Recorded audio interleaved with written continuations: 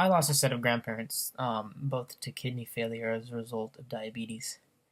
And I now have a grandfather who deals with diabetes, as well as a mother who's also dealing with diabetes. And recently was put in the highest percentile of those likely to be diagnosed with diabetes within the next few years.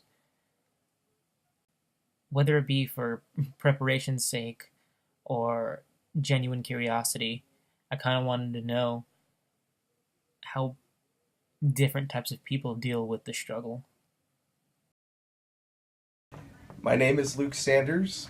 My name is Steve Ochoa, I have been a diabetic since I was 8 years old. and I was diagnosed with diabetes in my early 50s. I'm now 29.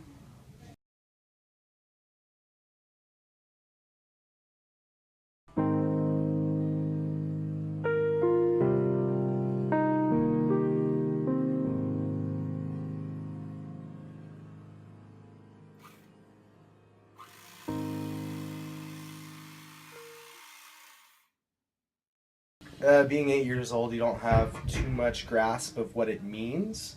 At that point in time, all I knew was I was going to get shots all the time, and I hated shots as it stood at that point. On my doctor's visit, and I was informed that I had diabetes, at that time it was a devastating blow because I had never experienced any illness at all.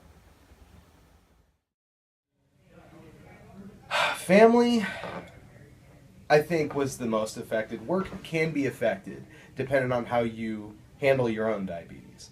Diabetes is very much a personal battle, and if you're not willing to fight it, then it can affect everything in a lot of adverse ways. My wife is required to deal with all the same things that I deal with, whether she wants to or not, because she kind of signed on the dotted line for that, which I definitely love her for all the more. But it's not a battle that I fight alone anymore. It's between my wife and I.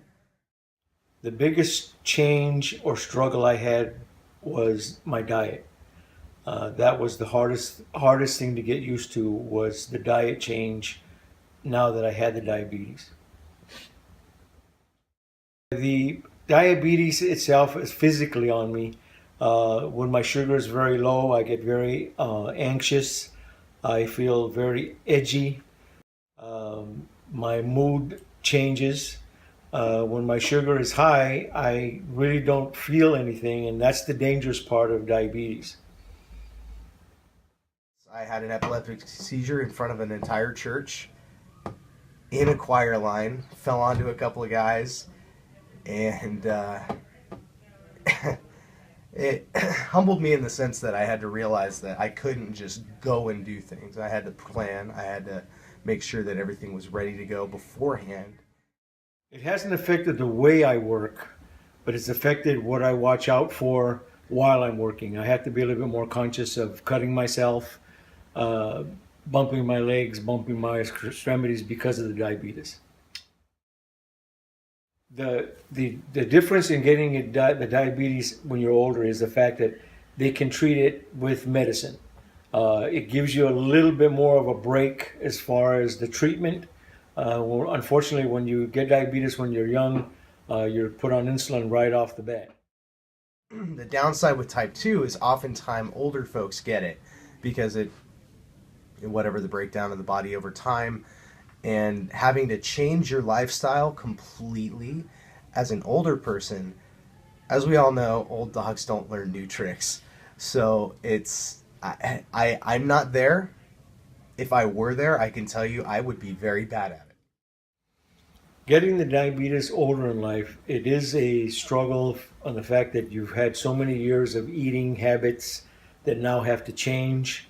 Uh, Things that you weren't aware of before in diet, you have to become aware of.